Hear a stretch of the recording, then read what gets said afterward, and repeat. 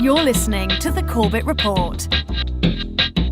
CorbettReport.com.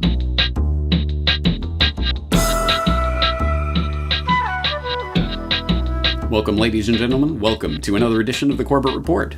I'm your host, James Corbett of CorbettReport.com, coming to you, as always, from the sunny climes of Western Japan, here on the 8th day of November 2019. Welcome to episode 367 of the Corbett Report podcast. Robots are taking our fake news jobs. Now, I'm sure if you have spent any time online in the last few years, you've encountered an interesting phenomenon, whereby anyone who goes against the grain of establishment foreign policy thinking or establishment economic or financial thinking, or really against the grain of the globalist establishment generally, will be instantly labeled a fake news Russian bot. And some people even proudly wear the t-shirt to that extent, Russian bot, as if it's a joke. Well, it is a joke, but that joke took such extreme absurdities last year. It reached new heights of absurdity that it's almost beyond a joke, where real, living, flesh and blood humans like Ian56 on Twitter or Syrian Girl, previous CorbettReport.com guest Syrian Girl, were being accused of being literal bots. Now, the British government identified two Twitter accounts specifically that they claim have been pushing a Russian narrative and spreading lies.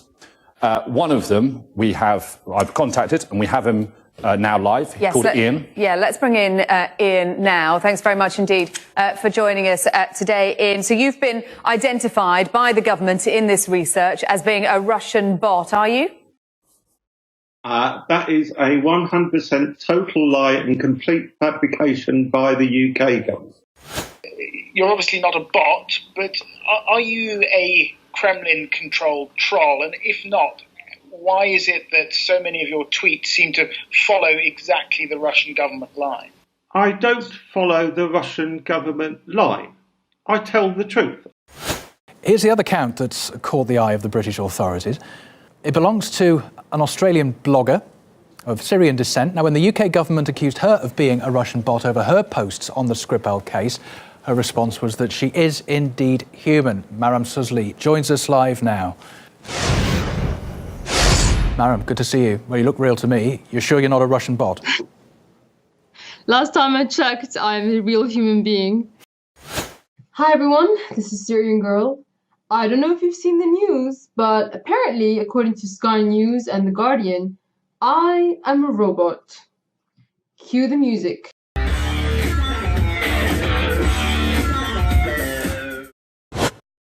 The propaganda is so absurd as to be self-parodying. But perhaps this propaganda isn't aimed at people with more than two brain cells to rub together, or people who like to look beyond the headline to the actual substance of the article so that they can check the allegations that are made in those headlines. Precisely because if there is any AI fake news generating bot at work here, it would be the one masquerading as some civil servant in the UK government feeding Whitehall with this demonstrable nonsense about Ian Schilling or Maram Suzli being literal bots, when it would take all of about 30 seconds of research by an actual human operator to determine that these Twitter accounts are not operated by bots, but by actual living, breathing human beings with names and faces attached to them who are not secret and who have given public interviews. It's just so stupid as to be beyond nonsensical, into almost wondering how that could have happened at all again, unless there was some sort of AI bot that was being used to determine who is a bot, rather than actual human analysis. And there may be something to that for viewers who might be able to cast their mind back to the first annual Real Fake News Awards, back a year and a half to almost 2 years ago. You will remember that I gave the fake Russian scaremongering of the year award to Hamilton 56, the dashboard operated by shadowy players with connections to the US government who seeks to unmask these Russian disinformation campaigns online, but I think is itself fake news. But let's move on, because unfortunately, as stupid and ridiculous and absurd as this propaganda is, I am going to make a bold prediction that not only are we going to see a cessation in these Russian disinformation bot scaremongering campaigns, I think we're going to see these campaigns pick up in the near future. And I say this advisedly because all we have to do is turn to the pages of everyone's favorite establishment bankster shill media journal, the Wall Street Journal, in order to pick up the thread of this story. Specifically, an article that they published recently called "Readers Beware! AI has learned to create fake news stories. Researchers warn about the risks of computer-generated articles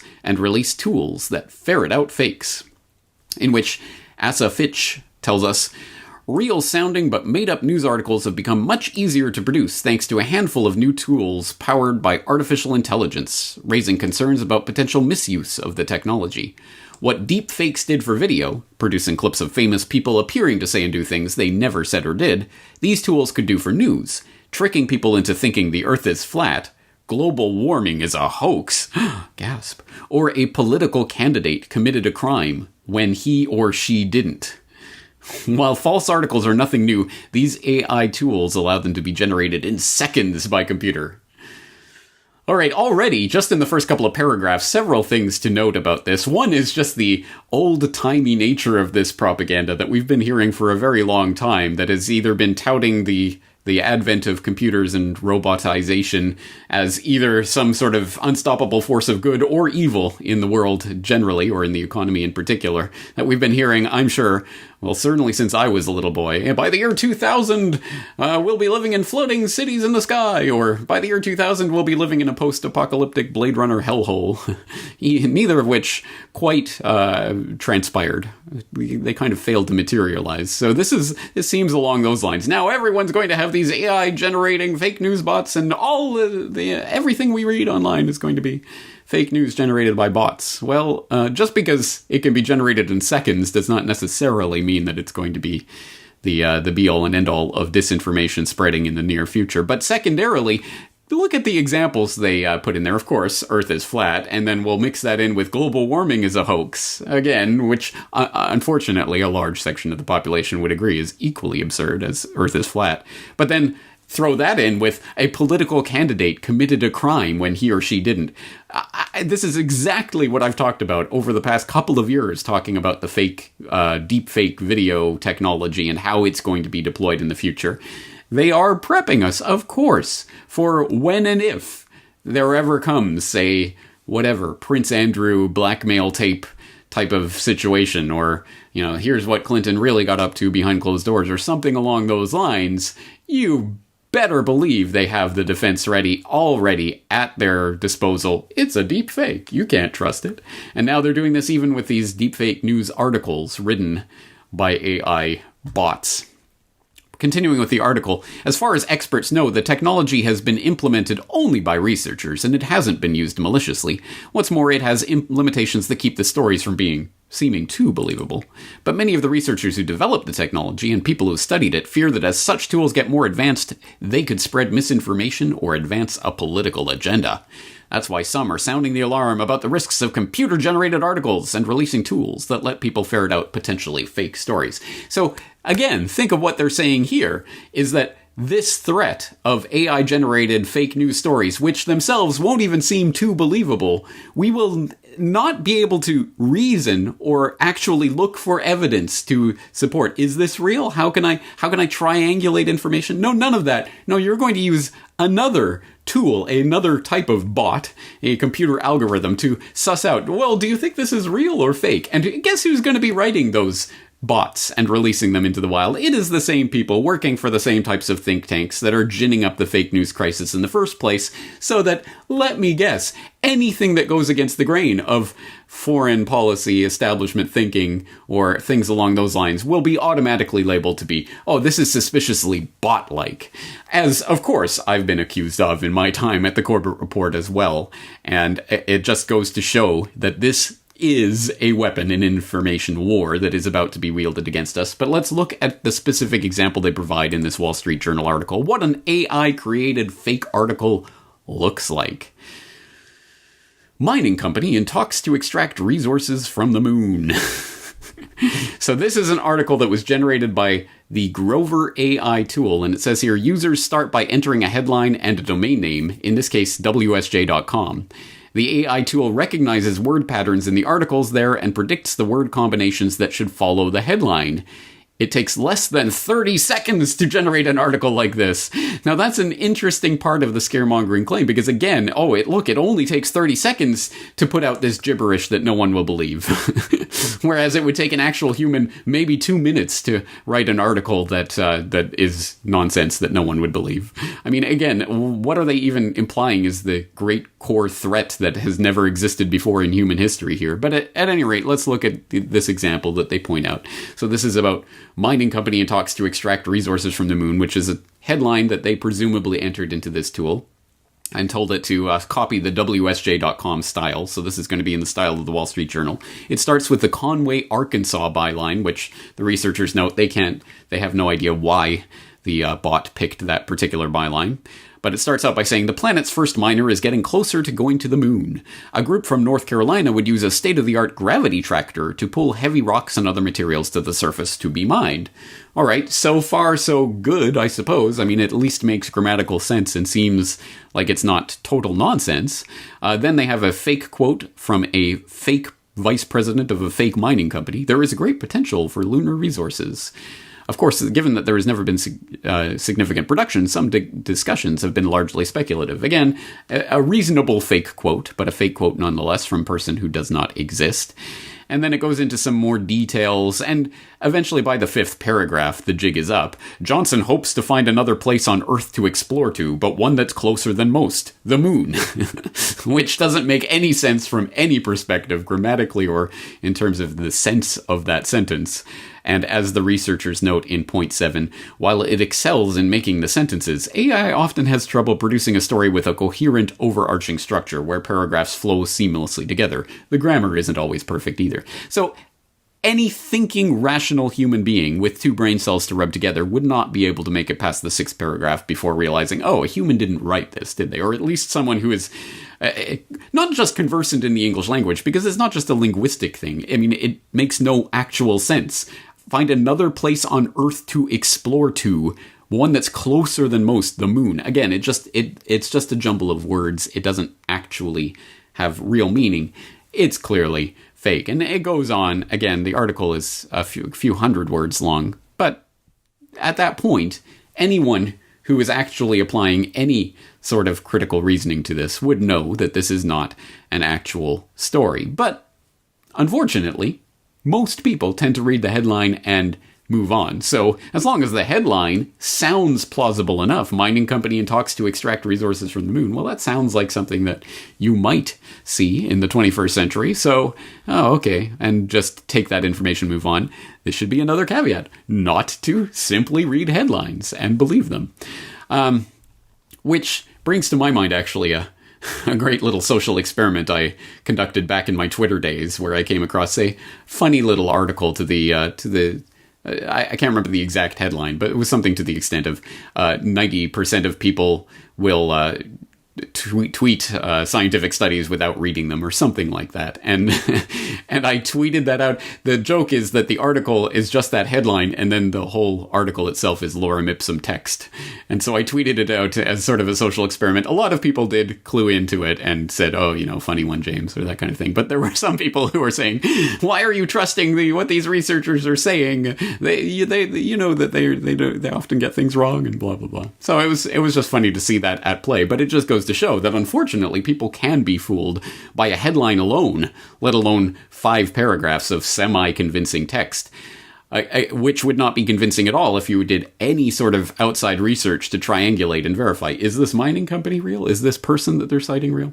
So again, I don't think that the AI fake news generating bot is really the existential scare that they're ginning it up to be, assuming that people apply any sort of basic critical thinking or reasoning to these types of things, which unfortunately they don't.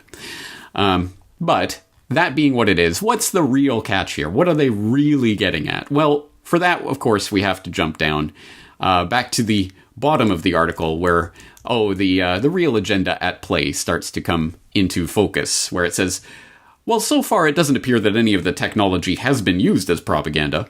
The threat is real enough that the U.S. Defense Department's Defense Advanced Research Projects Agency, or DARPA, in late August unveiled a program called Semantic Forensics. The project aims to defend against a wide range of automated disinformation attacks, including text-based ones. Private groups are also developing systems to detect fake news stories. Along with the freely available online tool Grover, researchers at the Massachusetts Institute of Technology and Harvard introduced a text inspector in March. The software uses similar techniques as Grover, predicting whether a passage is AI-made by taking a chunk of text and analyzing how likely a language generation model would be to pick the word that actually appears next. Okay, so here's where they start to tip their hand. So we see the obvious agenda at play. Who's getting involved in this? Oh, our good old friends at DARPA. And I'm sure I don't need to let regular viewers and listeners of the Corbett Report know about DARPA and its nefarious activities. But if you do, you might want to go back to my Corbett Report radio on DARPA Exposed, or some of the other work I've done on DARPA over the years. But yes, they are not your friend, and they are not there to help you. So when they are going to be the ones at the forefront of this semantic forensics technology that's going to identify disinformation attacks, including text-based ones, you can bet your bottom dollar they will define disinformation attack as anything that goes against the establishment policy on any given story.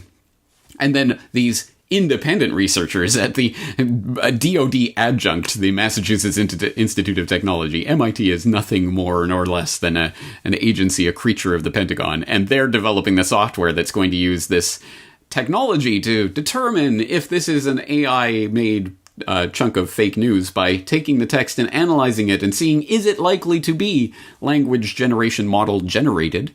Well, if the language generation model is sufficiently advanced, then one would think it would be, for all intents and purposes, indistinguishable from an actual human writing that article. So there would be a lot of false positives, no doubt. But once again, I'm sure they will fine-tune these tools to make sure that anything that looks Corbett Reportian in nature will be identified as disinformation, and any sort of disinfo or fake news propounded by the establishment media, whether AI generated or not, will be given the seal of approval by DARPA itself. I mean, MIT and Harvard and these other totally third-party groups that are working completely independently, guys. Don't worry about that.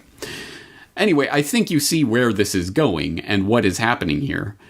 They are trying to gin up a scare in order to provide you with the phony solution, as always, and that phony solution will, as always, play directly into the hands of what the establishment has wanted to do ever since the dawn of the internet, is put the cork back in the bottle, put the genie back in the bottle, make sure that the possibility to spread real information between people is squelched at the source, because anyone who's spreading real information, i.e. information that is inconvenient to the powers that shouldn't be, will be identified as disinformation and purged from the internet via the various algorithms and manipulations that I have identified here in the past at great length.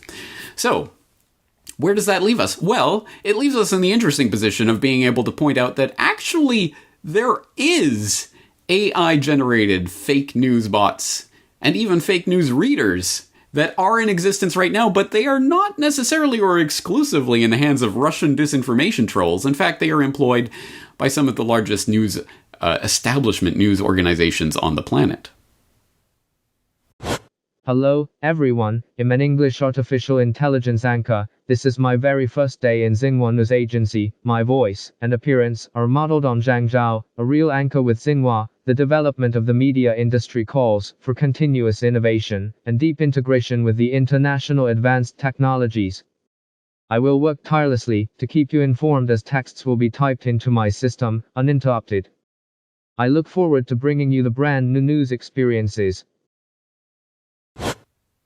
That, in case you didn't know, was the world's first AI-generated English newsreader from the Xinhua News Agency, aka the mouthpiece of the Chinese state government. But interestingly, not the first AI-generated newsreader. That Xinhua, at any rate, has Chinese versions of those newsreaders, as you might imagine. Not just a male, but a female as well. Yes, the world's first woman AI-generated fake news reader, which happened earlier this year and was cause for celebration, I guess. Go equality! Yay! Now we have fake women reading us the news. But yes, that's creepy, and obviously venturing into the territory of the uncanny valley. If you go and watch that video, it is clearly something is slightly off. And once you are told that yes, that's because it is a computer-generated image, it is not a real human being reading those words and speaking those words and coming up with those words, presumably, that's where it starts to get really quite creepy. But again, just imagine a few years down the road, or using the technology of, say, the Department of Defense, the U.S. Department of Defense, that is a few years down the road. One does not exactly have to be a crystal ball gazing prophet to see where this technology is going and how convincing it will be in very short order. And more to the point, this whole scare about the fake news, AI generating bots, should really be applied, of course, to what we already know that these bots are being applied to, rather than some theoretical scare about Russian trolls living under every rock, Russian bot trolls living under every rock. It should be applied where we know that this technology already exists and is being actively used, although not necessarily actively admitted to, like, of course, in the establishment media in the US and elsewhere. Something that's been known about for the better part of a decade now, at the very least. In fact, as far back as 2012, you could go to Wired.com and see what they were writing about this type of technology at that time. Can an algorithm write a better news story than a human reporter? Where they note that every 30 seconds or so, the algorithmic bullpen of Narrative Science, a 30-person company occupying a large room on the fringes of the Chicago Loop, extrudes a story whose very byline is a question of philosophical inquiry. The computer-written product could be a pennant-waving second-half update of a Big Ten basketball contest, a sober preview of a corporate earnings statement, or a blithe summary of the presidential horse race drawn from Twitter posts. The articles run on the websites of respected publishers like Forbes, as well as other internet media powers, many of which are keeping their identities private. Niche news services hire Narrative Science to write updates for their subscribers, be they sports fans, small-cap investors, or fast food franchise owners. The article goes on there, from there, to detail some of these articles and the type of content that they churn out. Like, Friona fell 10-8 to Boys Ranch in 5 innings on Monday at Friona despite racking up 7 hits and 8 runs, blah, blah, blah. Bare bones basic sports reporting using scores and other information that can be fed into this machine, and it can generate English enough sentences at any rate. And again, now that the technology is 7 years more advanced, the sentences they generate are generally well enough to fool the average person. And of course, it has been developed, refined, and even further employed in the years since then. For example, back in 2015, The Verge was reporting AP's, that's Associated Press, robot journalists are writing their own stories now. And it says, minutes after Apple released its record-breaking quarterly earnings this week, the Associated Press published Apple tops Street first quarter forecasts. It's a story without a byline, or rather, without a human byline. A financial story written and published by an automated system well-versed in the AP style guide. The AP implemented the system 6 months ago, and now publishes 3,000 such stories every quarter, and that number is poised to grow. So chances are, if you are reading a financial story or a sports story from any of the mainstream establishment online news outlets at this point, you are reading bot-generated text. Further confirmed in 2017, The Washington Post reporting how The Washington Post leverages automated storytelling to cover high school football. And it's talking about the hyper-local coverage that they can give about high school football games and the like. By employing this technology in the Washington Post iteration, it's referred to as heliograph, and has been employed since 2017, and they were admitting to, I believe, 800 plus stories in the first part of 2017 when they started implementing this, or when they told the public they were implementing this.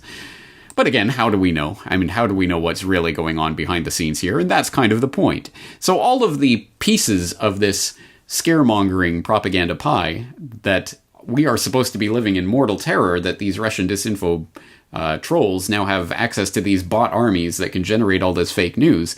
Well, here it is being talked about quite openly in the establishment media, But of course, it's only for sports scores and financial earnings updates and things like that. I mean, they would never use this for anything of any significance, right? It does, of course, raise the sort of existential problems here, but in the exact inverse of the way that we are supposed to be scared about it, rather than being scared of people countering the establishment narrative using some sort of fake news generator, rather than, the truth, which is fairly much more straightforward and much easier to do. But I think the actual scare, if there is one to be had, is in the establishment using this to bamboozle the public. And of course it will be used in false flag type events where they will release fake news stories that are obviously and identifiably fake. They will show that a large portion of the public will go along with them, and then they'll do the big reveal. This was written by an AI generating bot, and maybe they'll blame it directly on Russia, or maybe they'll say, oh, it was all our test all along. But either way, they will make it so that you will have to not just question everything you read. Of course you should be questioning everything you read. And as I said before in this episode, triangulating information and seeing, well, this is a quote from this person at this company. Does that company even exist? That might be one way to triangulate that type of information. But rather than using your own critical thinking skills, they're going to try to engineer the public to be helpless sheep who need some fact-checking bot of some sort or other to come in and save the day. And don't worry, they already have the fact checkers in the wings and ready to go. Now this is actually from Mint Press News. The Anti-Media was where I saw it first, and their title I liked is NewsGuard launches war on alternative media, which is literally what we're talking about here. This is a war on dissenting views, not about facts, which is what they're trying to make this out to be. This is just yet another Atlantic Council Facebook scenario. The government working deeper into our discourse online. And this is a very, very, very alarming thing to see. And it's something we've been warning about for a very long time. And they're doing it all under a guise of, you're too dumb to know what to think, so we're going to do it for you. And this is a scary thought. Now, Mint Press News was actually just informed that it was under review by an organization called NewsGuard Technologies, which described itself to Mint Press as simply a news rating agency. And Mint Press to comment, they wanted them to comment on a series of allegations, as they report, several of which were blatantly untrue. However, further examination of the organization reveals that it's funded by and deeply connected to the U.S. government and neoconservatives and powerful moneyed interests. Sounds like everything else we're talking about. All of whom have been working overtime since 2016, the election, to silence dissent of Americans for, they're basically Americans' discourse in general, the idea of pointing out how our wars are never ending, and the corporate-led oligarchy, and how that suppresses any actual freedom and liberty in this country. This is a big deal. Connection to the government, to all of this stuff. Now, most troubling is that NewsGuard, by virtue of its deep connections to government and Silicon Valley, is lobbying to have its rankings of news sites installed by default on computers in U.S. public libraries, schools, and universities, as well as on all smartphones and computers sold in the United States. This is alarming. Now, in other words, as NewsGuard's project advances, it will soon become almost impossible to avoid this neocon-approved news site's ranking system on any technological device sold in the United States. Worse still, if its efforts to quash dissenting voices are in the U.S. are successful, NewsGuard promises that its next move is to take this whole thing global. Sounds like exactly what we've been warning about. NewsGuard separates sites it deems worthy and sites it considers unreliable by using none other than a color-coded rating. Sounds also familiar. Green, yellow, or red, and more detailed nutrition labels regarding a site's credibility or lack thereof in their eyes. Now, rankings are created by NewsGuard's team of trained analysts. Now, the color coding system may remind some readers of the color-coded terror threat level warning system that was created after 9/11, making it entirely worth noting that Tom Ridge, the former Secretary of Homeland Security who oversaw the implementation of the system under George W. Bush, is on NewsGuard's advisory board. Not a big surprise. It's interesting to see these connections, but don't worry. You know, the same people who sold you the Iraq War and oversaw 9/11 want you to know that they have your best interests at heart. So just sit back and trust that their new propaganda finder will save the day. Trust that what they tell you is the truth and everything else is a lie. Funny how this works. Funny how the same history repeats itself over and over because people fail to recognize it. Now, as I always point out, or try to, these efforts are ultimately working from a place far beyond the two-party paradigm. Essentially, establishment versus everyone else. As an example, the Washington Post and CNN both received extremely high scores, even though both have written stories or made statements that later were proved to be entirely false.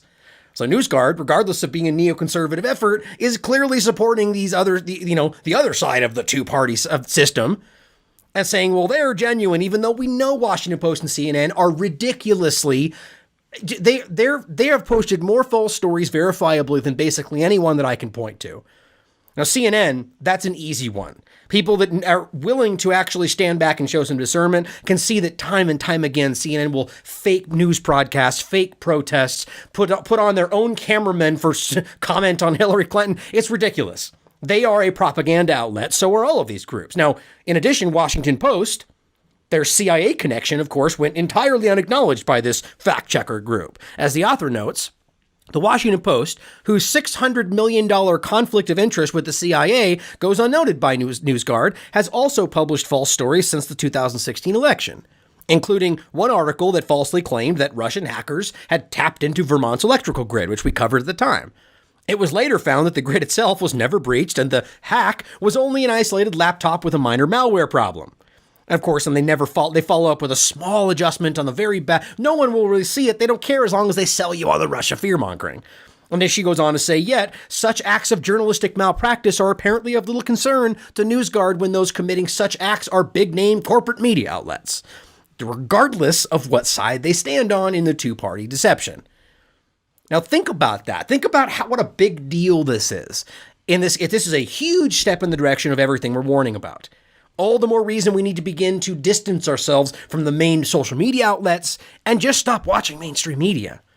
Because they're aggressively trying to control your opinion.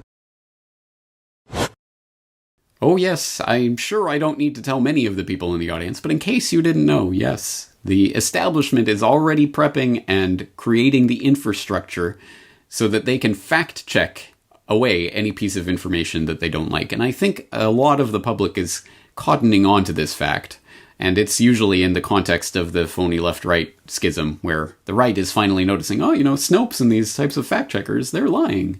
This is fake news. But at any rate, it is coming, and we can all see it. And unfortunately, since, again, it is being implemented essentially from up high, from the government and its affiliated think tanks, down to the level of the institutions that are run by the government, so that, for example, if your children go to a public school and it is sponsored by the state, then the state will employ some sort of NewsGuard fact-checker device to allow students to go and get information from this source and disallow it from that source. And guess what that source is? It's sites like the Corbett Report, because as I am told with increasing frequency these days, although I'm already aware of this fact, if you go to any of the establishment fact-checking news bias type sites at this point, the Corbett Report has already been flagged by a number of them as disinformation or conspiracy theory. And although I know that those words don't have the intended effect on most of the people who would be the audience for this Corbett Report in the first place, of course it does keep anyone who would potentially stray onto this site or into this information space from Normieland away from this type of information, which is mission accomplished as far as the propagandists are concerned. So this is a genuine threat, and there's obviously a problem reaction solution that is being generated here in order to walk us into the arms of the establishment fact checkers that will determine reality for us and tell us, oh, you can't believe that because a Russian bot tweeted it, rather than look for yourself and independently verify whether that information is true and correct or not, which is the only correct answer to the question of how can we possibly solve the problem of fake news. Well, I'll leave you today with just this final thought. Do you really think that the establishment news media is going to tell us when they have fake news generating AI bots writing important articles beyond high school football game score results or Apple earning reports. Do you think they're really going to admit to that? Because as we even saw back in the Wired article from 2012, there were already internet media giants that were employing narrative services and others to write their content for them, but they weren't admitting to it. Well, I'm going to go out on a limb and say, yes, there probably is already a fair degree of that happening. And how much worse will it get when the deepfakes become so convincing that AI-generated anchors start to appear? Will we always be told that these are AI-generated anchors? And what are the implications of that? Well, perhaps the ultimate implication of that is not very much, because I'll leave you with this little Easter egg. The greatest top comment there on that YouTube post about the Chinese AI newsreader says that these AI-generated newsreaders is just like watching the NPCs at CNN, which I thought was a great line. So we're going to end this episode on that note, but I exhort you to, once again, do not simply swallow what I'm saying here. Go and check the sources in the show notes and check these various stories for yourself and come to your own conclusions about what's happening here and the proper way to proceed. Because if we simply rely on talking heads, whether real or robotic, to tell us what to think and how to think, then it's game over for humanity. And on that pessimistic note, I will tell you that if you do appreciate this information, I am a real living flesh and blood human being with a real living flesh and blood human family that does require food and nutrients and a place to sleep and other things like that. So if you do appreciate this information, please help to make this site possible. As little as $1 a month to become a Corbett Report member. Details at corbettreport.com/members. We're going to leave this episode here for today. I'm James Corbett of corbettreport.com. Looking forward to joining you again in the near future.